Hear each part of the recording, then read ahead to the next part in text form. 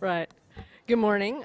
Today is Tuesday, May 7th, a few minutes after 9 a.m., and I call this meeting to order. I'm going to begin by introducing our board members and our staff. With me today are my fellow colleagues. To my left is, oh, they didn't know you were going to be here. My left is Vice Chair Fran Spivey Weber, and to her left is Board Member Didi Diadamo. To my right is Board Member Tam Dodek, and to her right is Board Member Stephen Moore. Ms. Turkovich, will you please introduce the staff? Good morning. Director Tom Howard will be with us shortly. He has an appointment this morning. To my left is Michael Lawfer, Chief Counsel, and to my right, assisting us, are Janine Townsend and Courtney Davis. Great, thank you. Emergency evacuation procedure. In the case that you hear an alarm, get up, take your stuff, take your friends, leave the building in an orderly manner. And we're supposed to go to J. Neely Park, which is down 11th Street between E and F. You may want to go there because if you're with the group, you'll know when to come back, when we'll reconvene. But if you want to go to Starbucks or Cesar Chavez Park is now open, be my guest. And be careful when you're crossing the street. The meeting's being webcast and recorded, so please speak into the microphone when you come up. They're a little bit tricky. You have to really get close to them. People tend to have a challenge with it, but give it a whirl. And most importantly, please set your cell phones to silent or turn them off. Same with beepers, if anybody still has a beeper. With that done, we're on to the public forum, and the board will hear from any person wishing to speak about any matter that's not pending before the board. We do have one speaker card. If you are interested in speaking during the public forum, please go fill one out with Ms. Townsend. And our speaker is Kelly Sackheim.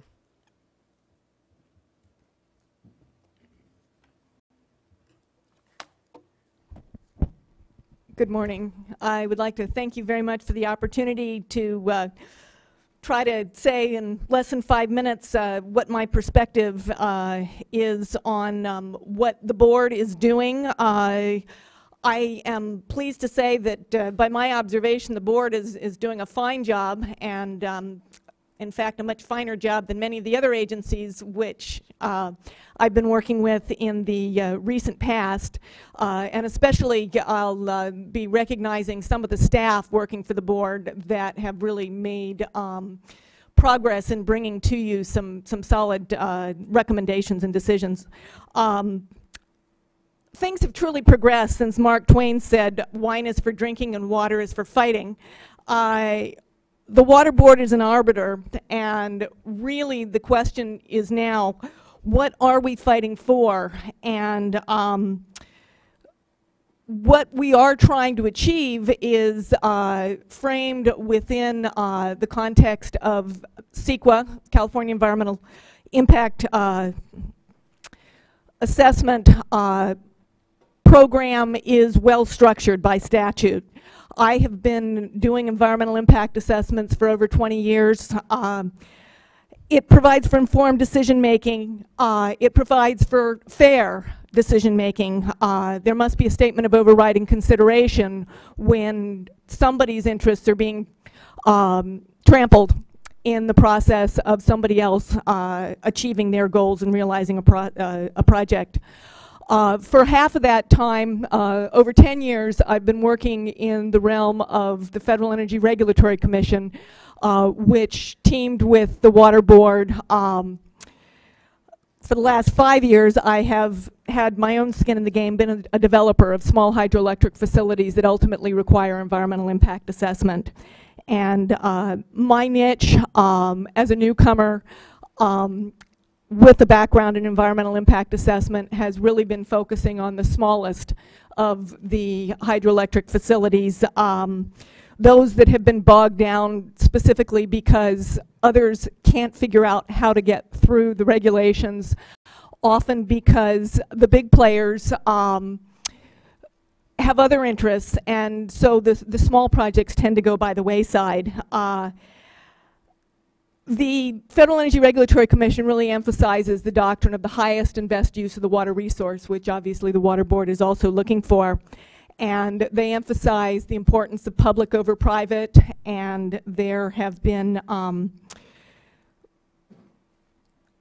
In the past, as the Water Board has observed, I participated, for example, an emphasis on the natural aspects of the resource as opposed to the consumptive uses. I participated 20 years ago in the preparation of the environmental impact report that led to LADWP being divested of much of its claim on the water resources of Mono Lake and the Owens Valley in Inyo County. As we speak about the interface between the FERC and the Water Board with the water quality certification, such as you were dealing with in Agenda Item 8 today, I have most direct experience, most recently, with one project that is frankly getting back on track due to the efforts of your Water Board staff, Jeff Parks.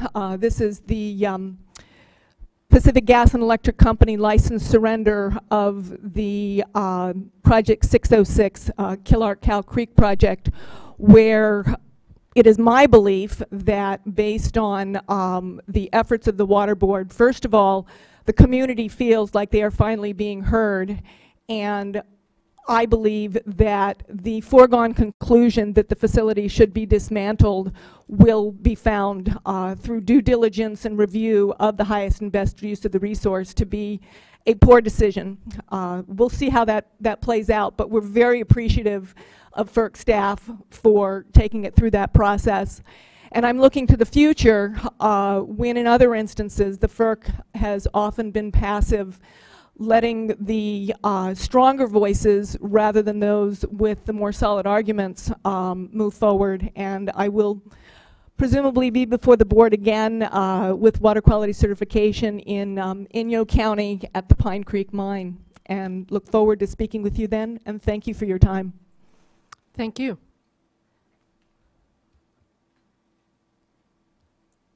I'll note that Mr. Howard has joined us. Next, we'll turn to the minutes from the April 23rd, 2013 board meeting. Do I hear a motion? Move adoption of the minutes. No, I wasn't there. Oh, I'll second. It might have been a tough board meeting. It seemed pretty clear to me. And I will abstain. All right. I will abstain. That's right. Well, and I'll be for it, and that makes 3. Okay, we're set. Done. We've accomplished something. At this time, it's time for board member reports. Does anyone have a report to make?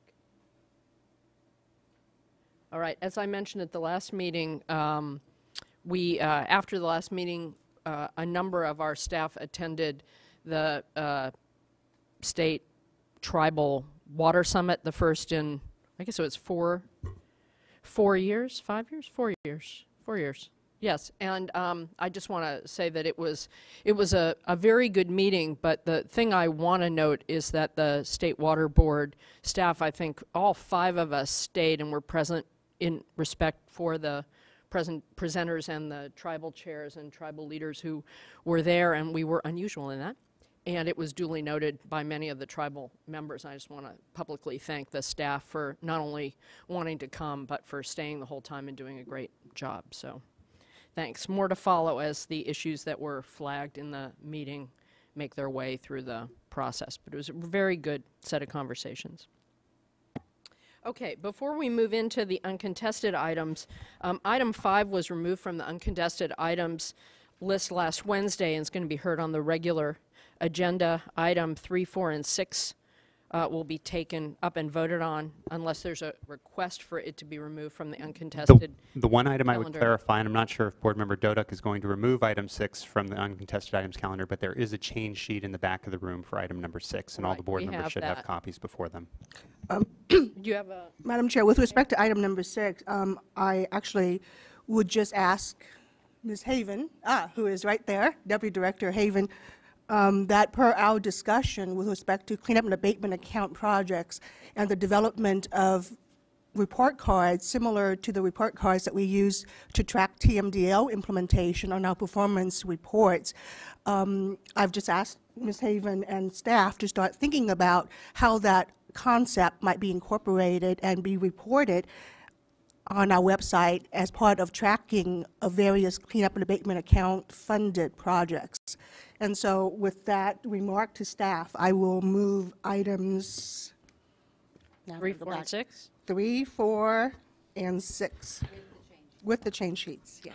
Yeah, I'd like to second that motion, and in so doing, make a comment as the liaison to the North Coast Regional Water Quality Control Board that item number 3, in my eyes, was a great partnership of continuous improvement in really calibrating, the scope of what cleanup and abatement should be to a need to do some planning, but testing of abatement processes in the Elk River watershed. And I know this is of great importance to the North Coast Regional Board members and staff and stakeholders up there. I want to congratulate you on what I think is a very good product moving forward, bridging the gap between the impacts to the community and the resources, and then setting a path forward.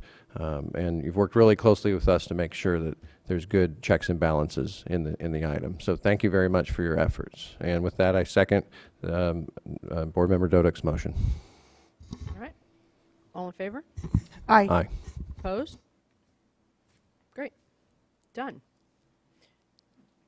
Now it'd be, Mr. Howard, do you want to present item 5 or have someone present item 5 since it's been pulled off the uncontested? Yes, Christopher Stevens and Ann Hartridge will be presenting item 5. This agenda item recommends approving proposed amendments to the current Clean Water State Revolving Fund policy. Good morning, Chair Marcus, members of the board. Christopher Stevens, Supervising Engineer with the Division of Financial Assistance, here to talk a little bit about item 5, policy amendment to the Clean Water State Revolving Fund. It's been a while since we've had a fairly extensive update of the Clean Water SRF policy. The last major policy amendment was in March of 2009. And so a couple of major goals that we had with this, staff had with this, is to simplify processes and procedures, provide additional streamlining for the program.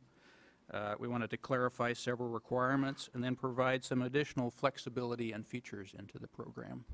So we did put the policy out for a public comment for 30 days. Those comments were due April 24th at noon. We received 8 comments, a fairly long list of comments. I won't try to go through those point by point, but we did prepare a response to each individual comment. That response to comments was posted on the web as well as distributed through our Lyris email list. There is also a change sheet number 1 that you should have in your packet as well. That was distributed May 1st. That was also posted on the web for public to see, and I do have some copies in the back there. I understand there is one comment, at least one comment from David Bruns, and so unless you had some specific questions, I figured I would let him bring his comment, and then if you wanted to discuss that further. All right, thank you. Mr. Stevens, I have to say I was impressed with the thoroughness with which you responded to all the comments and how well that was laid out. In fact, I didn't really need to read the comment letters. I did it after I read the comment letters. I should have started there. But thank you for taking all the clarifying comments in. I thought you did a nice job being responsive. Thank you. Mr. Bruns? Assistant Deputy Head Financial Management, LA County Sanitation District. Thank you, Madam Chair, members of the board. Dave Bruns with the LA County Sanitation Districts, but I've also been a longtime member of the Stakeholder Advisory Group on the SRF policy. And so with that, I do want to commend the staff for the job they did. It's kind of a thankless job, a difficult job, having to go through that entire policy. I think they've done a really good job of it. The one area that I would comment on, and after discussions with the staff, doesn't so much impact me, but maybe some of the smaller disadvantaged communities, and that's related to the requirement for reserve policy on the loans. And I understand the balance between wanting to get money out in loans and getting projects built, and at the same time protecting the fund itself and making sure that repayment takes place. The concern would be that it requires the agency to fund the reserve out of their own cash, and some of the small disadvantaged communities, which are already having a hard time even getting a project going and having the ability to pay the loan, is going to have even more of a difficult time coming up with the cash to pay and put into the reserve fund and then tie up that cash for 20 to 30 years over the life of the loan. Also recognizing, though, at the same time, those small disadvantaged communities may be the ones most at risk, and so they are the ones that you want to have a reserve policy for. So one of the things we questioned, similar to the bond program, where you can fund the reserve fund out of the bond proceeds, whether agencies would be allowed to fund the reserve fund out of the SRF fund, so then the cost of that gets spread over a number of years. And I recognize that there are potential tax implications, some issues related, can the fund be used for that? Another option, though, that may help some of the smaller agencies would be to allow them to fund the reserve fund over a number of years, like 5 years, something like that, so that instead of having to have all the cash up front, that they can spread it out over, at least over a shorter period, so that they can then make it a more manageable project. Okay, thank you. Mr. Stevens, Ms. Hartridge, thank you, Mr. Bruns. My understanding is we actually have a lot of flexibility in this arena, and we're trying to straddle maintaining the excellent financial management that we get kudos for and protecting the fund at the same time that we do get kudos for being better perhaps than some other agencies at trying to figure out how to help disadvantaged communities get the job done. So do you have any comment in response to Mr. Bruns' comment? Well, I would echo, his comment about it's a balancing act between protecting the finances of the fund and trying to finance disadvantaged communities and all the difficulties they have there. I think the language we have is pretty flexible and allows us to, look at each individual agency and try to come up with something that works for that agency.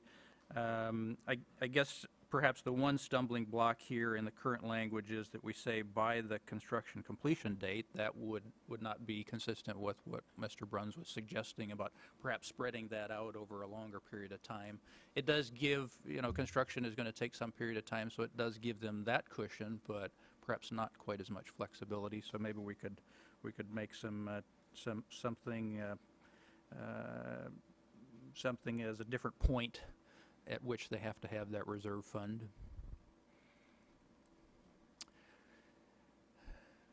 I don't have, it could be left open for the staff to determine that. So one possibility would be just to take that phrase out, or perhaps, I hesitate to have a specific time period because Right. then again, it's a double-edged sword.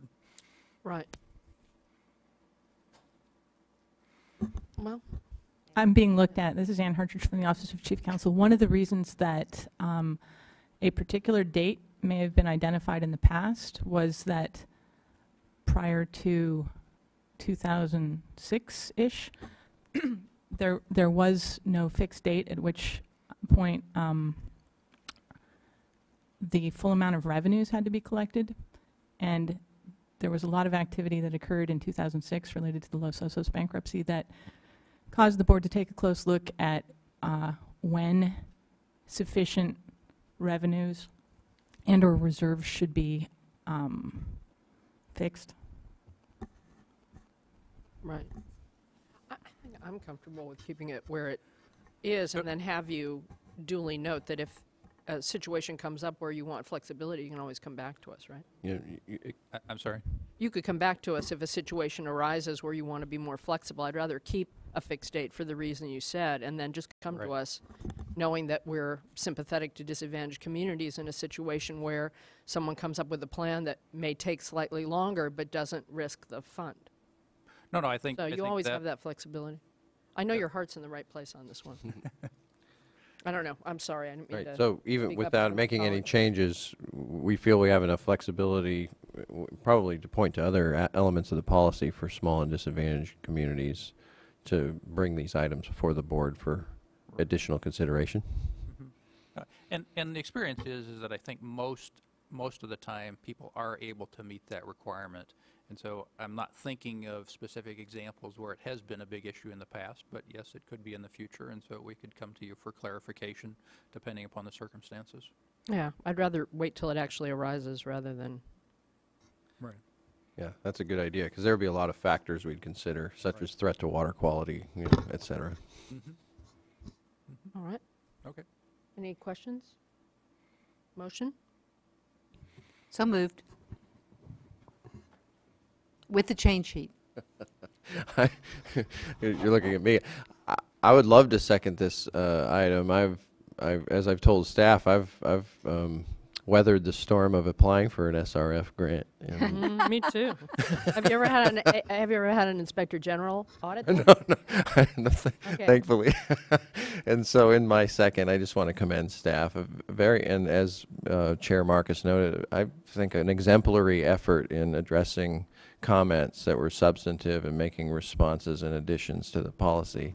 And I think this is a great improvement, a more user-friendly package for communities to get through, and some real attention to the timeline, because in California, the timeline of construction is very sensitive to a month delay here or there in terms of the window of when things can get built, especially in more sensitive environments. So I believe staff has done their level best to really respond to a great stakeholder group that are contributing to our continuous improvement of our funding processes. So with that, I second the motion. Great, we have a motion and a second, but we have a late speaker card, and so I'm inclined to go ahead and take it, and that's Brian Cullen from PERC Water.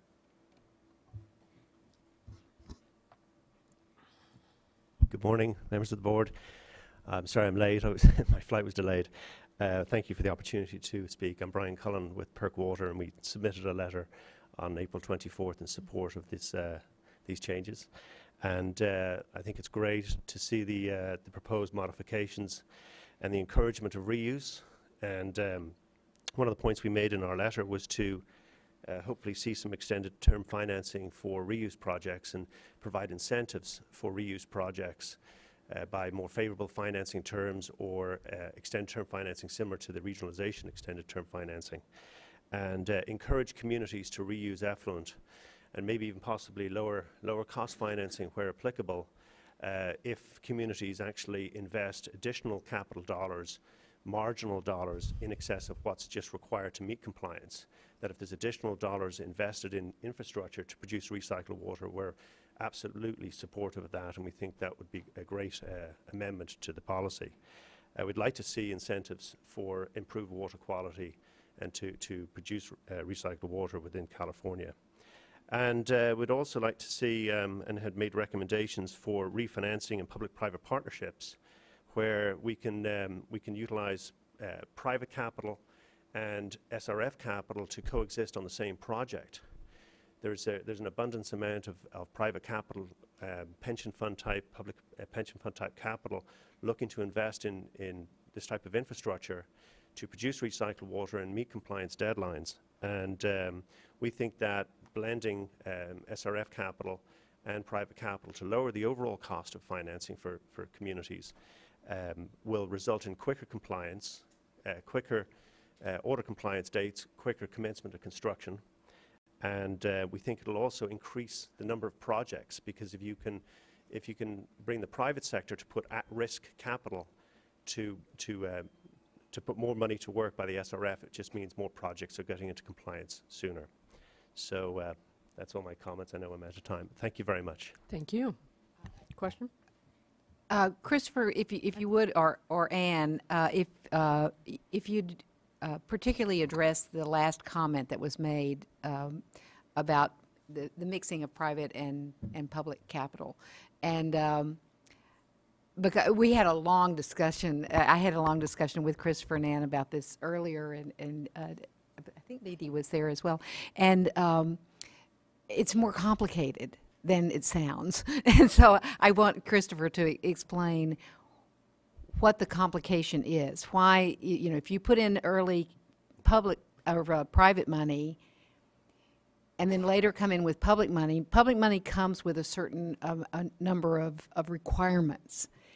And those need to actually have applied to private money, but that's one reason private money gets in there faster, because it doesn't have to do a lot of the stuff that public money has to do. And so we can't, like, bypass public requirements in this process. But Christopher, you can do a better job than I did. No, I think you've done an excellent job of pointing out that there are additional requirements on the public money, and so in order for us to coordinate financing between these two parties, yes, we would have to make sure that those bases were covered. I think the larger policy question is that, you know, even though the SRF program looks very much like a bank, it's not a bank per se, it's a policy, water quality policy tool. And so historically the SRF program has not done refinancing except in very limited circumstances. We do it for disadvantaged communities where restructuring existing debts will then make a new project possible. And so, you know, I like the concept of what Mr. Cullen is suggesting, and I'm certainly willing to keep talking with him. We've had a number of discussions with him over the past year and a half or so.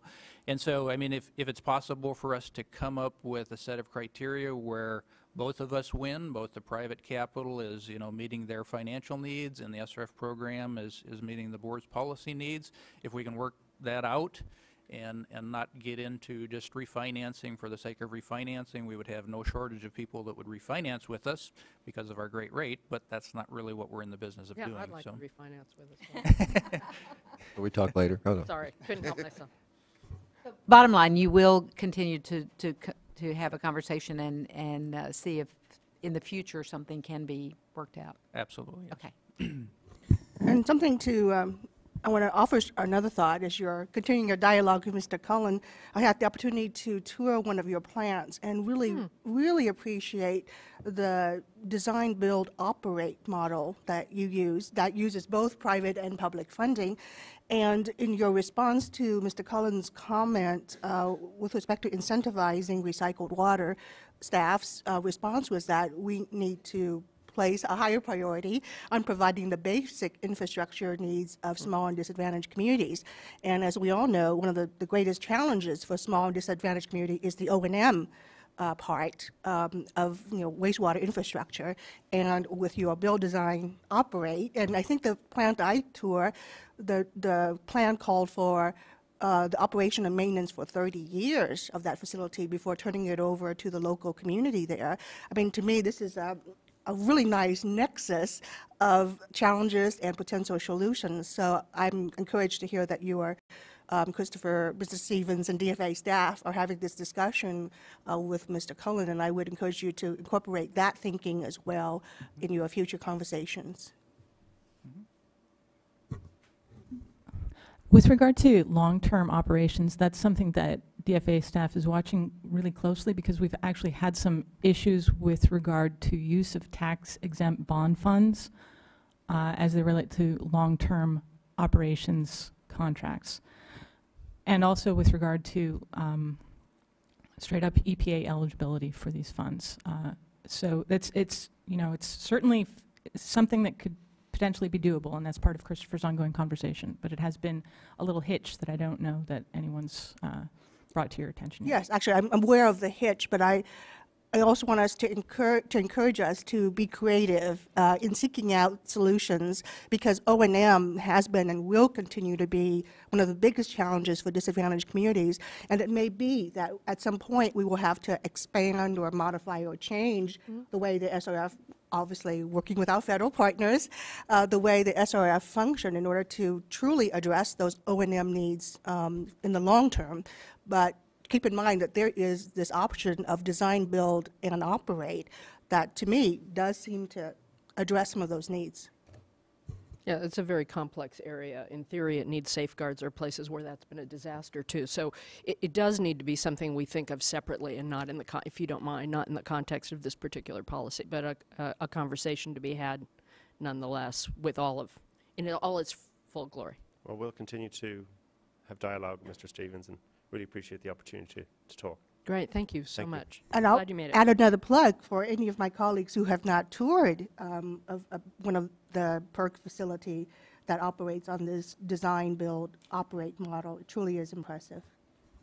they can operate the entire facility on an iPad. Oh, now I know why you're in love with it. That is the true test. On a Mini? At the time I toured, the Mini had not been introduced yet, but I'm sure they can do it on the Mini too. All right. Good. So with that, thank you very much. We have a motion, a second. All in favor? Aye. Aye. Any opposed? Any abstain? Okay. Thank you. Mr. Howard. I Item wanted number to make 7. a brief comment regarding the prior item. I recently received a phone call from Dr. Chapman from Department of Public Health. He's the director of Department of Public Health. And he requested that the assistance of Christopher Stevens in helping them deal with some of the problems they're having with their fund, Oh, good. from their drinking water state revolving fund. And I just wanted to mention that that speaks very highly of Mr. Stevens' management of the Clean Water State Revolving Fund. It does indeed. Thank you for mentioning that. And now we're on to item 7, and this item is the certification of the Tahoe Regional Planning Agency Clean Water Action Section 208 Lake Tahoe Water Quality Management Plan. And this is being presented by Region 6 staff. Oh, we have Patty, I won't slaughter her last name, the executive You just officer. have to say it really fast in a Kamujian. The executive officer of Region 6 and her staff member, who I think is Robert Larson. There it is. Good morning. My name is Bob Larson. I am a staff environmental scientist with the Lahontan Regional Water Quality Control Board in South Lake Tahoe. As mentioned, I'm here today to present on item 7, the certification of the Clean Water Act, Section 208 Water Quality Management Plan for Lake Tahoe, also known as the 208 Plan. I'll keep my presentation brief. I have just 10 slides for you this morning. I'll provide a bit of background information, describe the updated plan, and review the comments received and our response to those comments. Clean Water Act Section 208 outlines a general vision of area-wide watershed-based water quality management planning. The 208 plan concept provided an early watershed scale planning program that predated the widespread application of the TMDL and MPDS programs. And in my research, I found that the 208 program was most often used to coordinate wastewater treatment across jurisdictional boundaries. That said, the 208 plan can be a compilation of a variety of different policies, plans, and implementation measures that collectively address identified water quality issues in a given watershed. For Lake Tahoe, the 208 plan provides a broad umbrella over several watershed and land use management plans. The current 208 plan was adopted by the TRPA, the Tahoe Regional Planning Agency, in 1988 and certified by the State Water Board in 1989. The 208 plan, as it stands today, is a 7-volume, multi-100-page document that includes the bulk of the previous TRPA regional plan. That existing 208 plan reflects the development pressures, land use and recreation planning, and political climate of the late 1980s. At that time, it made sense for the Water Board to be involved in land use policy as a mechanism to indirectly protect water quality at Lake Tahoe. Unfortunately, the current plan unintentionally acted as a deterrent to updating regulatory policy to reflect new knowledge and science, as any change to the regional plan required both states to recertify the 208 plan. Since that time, the states of California and Nevada adopted the Lake Tahoe TMDL as a more direct and robust mechanism to regulate water quality in the Lake Tahoe region. The TMDL provides a science-based approach that directly addresses the cause of Lake Tahoe's water quality impairment, eliminating the need for the states to directly influence land use decisions.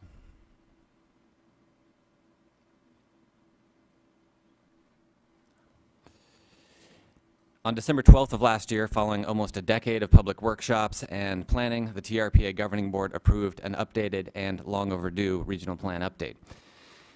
Water Board staff worked closely with the TRPA to align the updated plan and the associated code of ordinances with the Lake Tahoe TMDL and other Water Board policies. A couple quick highlights here. The updated regional plan includes an area plan concept that allows local government the flexibility to tailor land use and water quality planning to meet their needs within the bounds of the regional plan requirements. This flexibility is critical to facilitating Lake Tahoe TMDL implementation. Local government needs to be able to simultaneously plan for pollutant load reduction actions and redevelopment and land use changes at a watershed scale. Most importantly, the regional plan maintains and enhances a commitment to environmental restoration. While the previous plan focused on development controls, the updated plan emphasizes redevelopment of aging infrastructure and the restoration of previously impacted lands by incentivizing the transfer of development away from outlying areas and sensitive lands to defined urban cores. With the development and approval of the Lake Tahoe TMDL in 2011 and the updated regional plan that I just described, the Lake Tahoe region now has land use and water quality protection policies that reflect the latest scientific information and environmental protection priorities. The amended 208 plan under consideration today was explicitly crafted to align with those updated plans. The amended plan eliminates redundancy and overlap by creating a streamlined water quality management planning framework. By incorporating the TMDL, the regional plan, the U.S. Forest Service Lake Tahoe Basin Management Unit Forest Plan, and other applicable plans by reference, the amended 208 plan outlines a structure that enhances the level of environmental protection in a cleaner, more understandable planning document. The amended 208 plan also defines the conditions under which the plan must be amended in the future. Unlike the current plan, minor adjustments to the TMDL, the Basin Plan, or the regional plan policies will not make the amended 208 plan obsolete. However, significant changes to land use or other water quality regulations could trigger the need for the states to revisit this plan within the first 4-year implementation period. Just a quick overview of the process. As part of the regional plan update package, the TRPA Governing Board adopted a resolution to forward the amended 208 plan to the states of California and Nevada for certification. In Nevada, certification duties fall to the Nevada Division of Environmental Protection, while in California, the State Water Board, have that authority. It's important to note that because the existing outdated 208 plan conflicts with the TRPA regional plan update, many of the provisions of the updated regional plan, including the area plan concept and other restoration components, cannot be implemented until this amended 208 plan is certified by both states. The Nevada Division of Environmental Protection certified the amended 208 plan in March, and now it's our turn. The Water Board circulated a notice of its intent to consider the amended 208 plan and received 2 comment letters, one from the Tahoe Area Sierra Club and the Friends of West Shore, and another from their legal counsel. These 3 items summarize the gist of their concerns. First and foremost, the commenters have a long-standing belief that the resource management agencies in the Tahoe region, particularly the Water Board and the TRPA, have failed in their mission to protect water quality. They believe the Lake Tahoe TMDL, the updated regional plan, and this amended 208 plan are all insufficiently protective policies. In particular, the commenters are convinced that the Water Board and TRPA actions are ignoring the nearshore water quality issues. Secondly, the commenters raise a number of concerns about the portions of the 208 plan that describe the need or the lack of need for formal amendments to the 208 plan. As I mentioned, the previous 208 plan included the TRPA regional plan in its entirety, effectively requiring any regional plan amendments to be certified by both states. This new framework-oriented 208 plan provides for policy adjustments without 208 plan amendment, and the commenters feel this approach undercuts the public review process. Finally, the Tahoe Area Sierra Club and their council do not believe that the TRPA Regional Plan Environmental Impact Statement adequately evaluates the potential environmental impacts associated with the regional plan and 208 plan implementation. The comment letters repeat the list of concerns that have been raised before, echoing their ongoing belief that the recently adopted policy changes are harmful to Lake Tahoe's natural resources. Water Board staff provided detailed responses to all comments received. With respect to water quality protection, the Lake Tahoe TMDL science and implementation approach is well supported by a thorough peer-reviewed research and monitoring program. Similarly, a comprehensive environmental analysis conducted for the TRPA regional plan update found that by incentivizing the transfer of development out of sensitive areas and implementing other restoration actions, the updated regional plan policies will improve, not harm, water quality. As I mentioned, nearshore water quality seems to be at the heart of many of the commenters' concerns. Although the nearshore has received less attention than deep water clarity, we're working hard with our partners to better understand the drivers of nearshore processes and are currently evaluating whether additional policy and implementation actions are needed. It's worth noting that urban stormwater runoff carries the bulk of the pollutants that influencing both the deep water clarity and the nearshore areas. As we've stated many times in response to nearshore concerns, the management measures being implemented to reduce urban stormwater pollutant loading, coupled with actions to address pollutants reaching the lake from atmospheric deposition and other pollutant sources, are expected to achieve water quality improvements both in deep waters and in the nearshore environment. I'm happy to say that recent nearshore assessment work has supported this conclusion that we are having a positive influence on the nearshore water quality. Looking next at the question of public process, the Sierra Club's claim regarding public process reflects their concern about the difference between this 208 plan and the previous. I've mentioned this a couple times. In contrast with the old plan, this new framework-oriented 208 plan provides for regional plan and TMDL policy adjustments without 208 plan amendments. This doesn't mean there won't be any opportunity for public engagement, nor does it mean that any future policy adjustments are predetermined or pre-approved. In accordance with the TRPA Compact and CEQA, any changes to the TRPA Regional Plan or the Water Board's Basin Plan will still require applicable environmental review and public engagement processes. Such policy amendments would involve multiple public meetings and opportunities for the Sierra Club and other interested parties to express their concerns. Similarly, any future development efforts would also be subject to environmental review and TRPA Governing Board consideration, both of which require solicitation of public feedback. Finally, the Sierra Club and Friends of West Shore repeated their many concerns regarding the inadequacy of the TRPA's environmental impact statement. TRPA staff responded to each of their concerns in the final environmental document, and we've summarized those responses in our response to comments. As I've said, the environmental analysis finds that, contrary to the commenters' assertions, the updated policies are expected to improve all environmental thresholds, including water quality. The recently submitted comments do not present any new information to support the position that the environmental analysis is inadequate.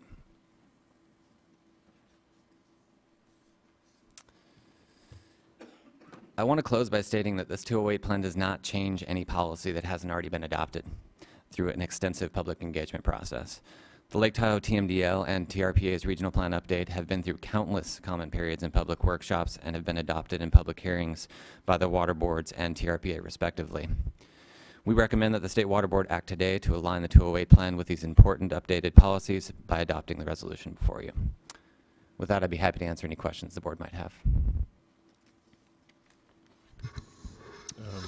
It's getting into a little detail, but I've found the Lake Tahoe TMDL project compelling because it's addressing some of the issues we deal with in many forums around the state. And you touched on it in terms of how we develop urban centers versus outlying areas and what a profound impact it has on water quality. And I might add, we have a lot of credit to give to the Lahontan Regional Board in statewide context in terms of looking at land use and impacts to water quality, kind of one of the distant early programs in our state that anticipated this issue, which we've then, even this year in our Phase 2 stormwater NPDES permit in February, are getting more detailed at the State Water Board level. So this is an important issue.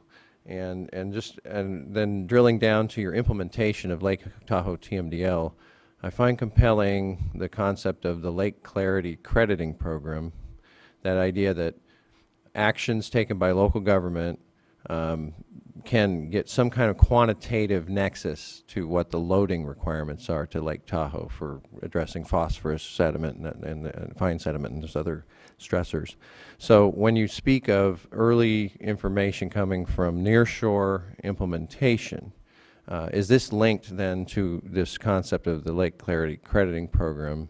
And as we mark our performance toward attaining the TMDL targets, have there been specific projects in areas where developments occurred under the new framework that you're using to assess the effectiveness of this kind of approach to implementing TMDLs? Yeah, I think one of the big benefits, as you indicated, of the Lake Clarity Crediting Program is it provides a degree of accountability for local government and incentivizes them to spend their resources and take actions in those areas where it matters most. So what we are seeing is a shift in emphasis towards addressing urbanized areas that directly discharge either to the lake or to the tributaries that are discharging to the lake, the Bijou erosion control and stormwater treatment project being an example. So those actions that local government and Caltrans are taking to meet their TMDL requirements and NPDES requirements under the Lake Clarity Crediting Program are actually directly influencing those discharge points that are that we expect are carrying the pollutants directly to the nearshore areas as well. So again, by targeting areas that are directly connected to the surface waters, directly connected to the lake and the tributaries, we believe, having an impact on the nearshore. As I said, the nearshore environment is something that has not received as much attention as the deep water transparency. We don't have a 40-year record of what's going on in the nearshore. So I would say the science and policy is under development right now, and we are looking at different ways to monitor the nearshore environment and monitor the changes in what's happening with algae growth and transparency in the nearshore to better understand what's happening there.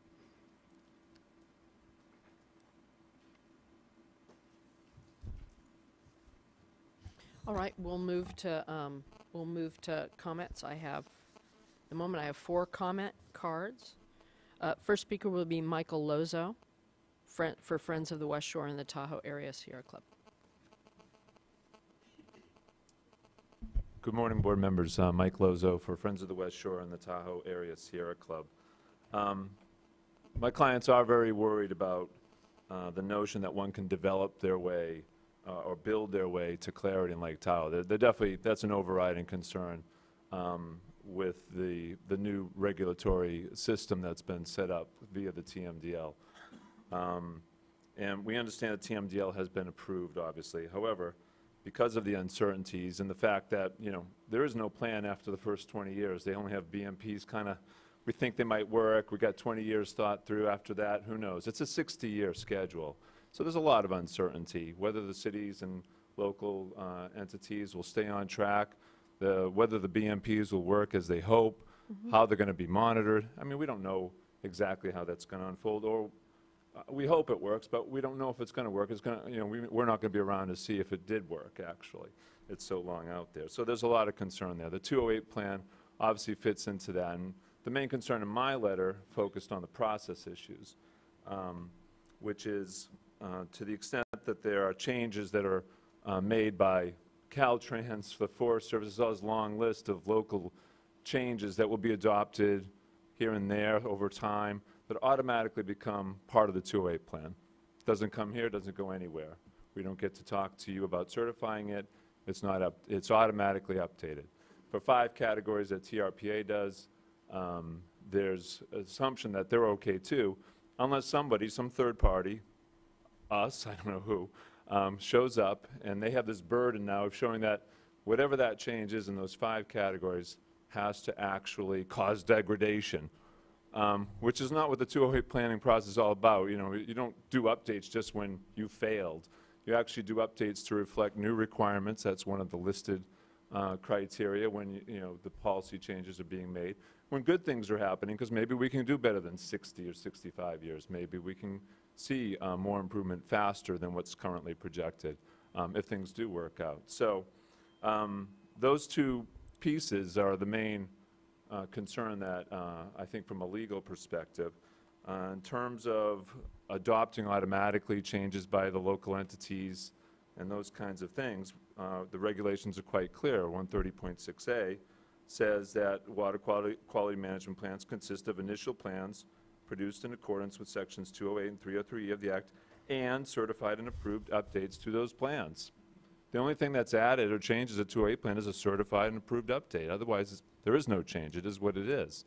So I don't see how you can just automatically incorporate the vast majority of just whatever changes are going on. I don't even know if folks know what all those changes might be over time. In terms of and I'd add that the response to comments simply truncates the regulations update and certification requirements. It simply ignores that first section of the regulations, focuses on a later section, which the later section is 130.6e. And it's clear there that updates are required even if they don't involve proposed degradation, which is what the 208 plan is trying to limit updates to, as if a third party, not the agencies per se, though it could be them or the states, comes in and says, hey, degradation is going to result if TRPA does this in the 5 categories. But as I mentioned, the list for what requires updates includes the results of implementation actions, good or bad, I would think, as well as new requirements, which are always going to be good, I hope. You know, no one's putting new requirements and they're going to make it worse, I assume. So it's not just about degradation and that kind of burden on the public to have to come to you. Not everything's coming to the State Board. The whole idea is currently in the agency's minds is to delegate down to the local level. And I think the 2-8 plan is just playing that delegation card too aggressively. And the notion that the 208 plan should not be regularly updated for the State Board and EPA to review, certify, and approve work delegated by the TMDL to local entities, and whether those entities will stay on any timeline, and fundamentally whether the BMPs actually work or will be adequately monitored, removes one of the primary goals of the 208 planning process. The State Board and EPA, they're ultimately the oversight agencies for the TMDL, and your funding decisions that kind of spring in part from that planning are going to be very critical to how this thing unrolls over the years. And the notion that you're not going to get another shot for, 5 years and at least to sort of see how it starts, and that's the first, it's going to take 5 years even to see how the initial BMPs might work. I don't think there's any possibility that any nearshore results currently are the results of the TMDL. I don't think we have any of the BMPs actually necessarily in place pursuant to the TMDL. It's pretty early still. And if I may take another minute just to touch on, the other concern in the response is that it also is implicitly trying to adjust what the basin plan says. We took offense, made a comment about the 2-8 plan sort of saying, oh, the TMDL is all we have now. And now the basin plan for Tahoe has numeric effluent limitations for stormwater discharges. And there's always this pushback, and it's kind of subtle. It's not a direct amendment of the basin plan. It's kind of response to comments saying, oh, no, the TMDL is all we have. But we have these numeric effluent limits. There's no direct monitoring of any discharge for these effluent limits for the past couple of decades. They're kind of scary numbers, I guess, to people, but they're in there. And one of the things you have to include in the 208 plan is effluent limitations. And the response to comments that that these numbers, don't really matter because we have a TMDL, was that the basin plan explicitly defers to the Lake Tahoe TMDL waste load allocations and the applicable standards of compliance. Of course, the TMDL applies. It's reflected in the basin plan. But there's nothing in the section that was referenced, which is about municipal and public roadways, Chapter 5.6. Nothing says that the numeric effluent limitations don't apply to those discharges. It's the opposite. The basin plan is clear. Table 5.6-1 says these limits shall apply in addition to any more stringent effluent limitations for the constituents below. And then it also says surface water runoff which directly enters Lake Tahoe or a tributary thereto shall meet the following constituent levels. There's no ifs, ands, or buts. There's no the TMDL trumps all. You got to apply these limits, and they've been overlooked for a long time. So whether we could have made progress in the last 20 or 30 years is an unknown because these numbers have really never been brought to bear, but they're still in there. And I'll just add to conclude on the nearshore issue, which is the response to comments is we're doing a lot of work, we're finding out new things. Well, that's a good reason to make sure you don't limit when the 208 plan gets updated or amended, and that you don't get a chance to come back once a year perhaps to the board to say, hey, we've learned these things about the nearshore, we got to adjust, and we want to get on that as quickly as possible, and we'd like to adjust the 208 plan. The regs contemplate a year kind of update. It sort of actually expressly says, in your annual planning, that's when you can do your certification. You kind of lump the changes from the previous year together. It doesn't mandate every year. There's no specific timeline, but I don't think there's any authority to use a 208 plan to change the regs and sort of prevent any kind of updates or changes, except for this strange burden about degradation for 5 whole years. That, to me, seems incorrect. So thank you for the extra time. Thank you, Mr. Lizer. Just a quick question. I want to give staff a chance to respond specifically on the basin plan versus TMDL issue. I mean, do you know I remember the 208 plans from my early days as a environmental lawyer, but do you know anywhere that has used the 208 planning process recently as a regular update at any regular frequency? It does seem like it was for a regional planning framework where appropriate, and then you, where I'm having trouble understanding is why the regular reviews of the TMDLs and stormwater regs and all those things that are happily now happening after all these years aren't a more concrete and granular place. This feels like an added opportunity or bite at the apple for you all as opposed to the only bite. Well, I don't think you're going to get an option to look at the TMDL again for a long time.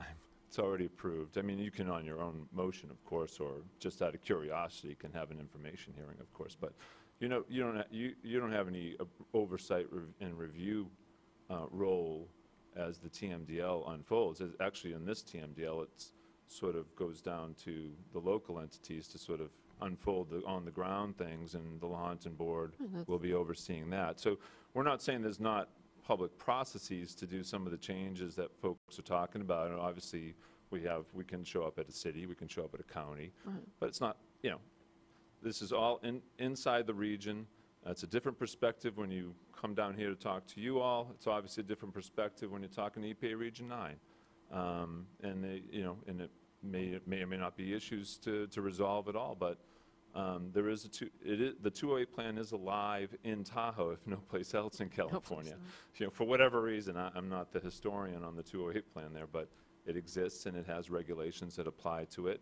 And I don't see any consistency with automatically amending it with those regulations, and nor do I see any consistency with the notion that it can preclude, except for this degradation burdened by the public or somebody, EPA or the state board, because once you adopt this plan, it's kind of yours. You know, they're being asked to certify, and EPA is being asked to approve a 208 plan that has these conditions in it that says we can't amend it for 5 years. And you know, as the programs get off the ground for the TMDL, and as you know, hopefully we'll see something happening on the near shore, which the TMDL does not address. It's only tangential benefits, but nobody's really sure.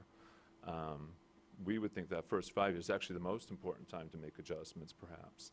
And it's a process question, and I don't know how important ultimately your EPA's role will be, but to cut off that option seems like a main problem to us. Thank you. Anything staff wants to add? Just regarding the interpretation of the basin plan regarding the numeric effluent limits, there were a lot of comments raised, so if board members have specific questions regarding the comments, please let me know, but I'll address just that one. The basin plan explicitly states that the Lahontan Regional Board applies the numbers in the table referenced on a site or project specific basis in response to identified runoff problems. So there's a caveat that essentially gives the board the flexibility to apply those numbers where it sees fit. When we adopted the Lake Tahoe TMDL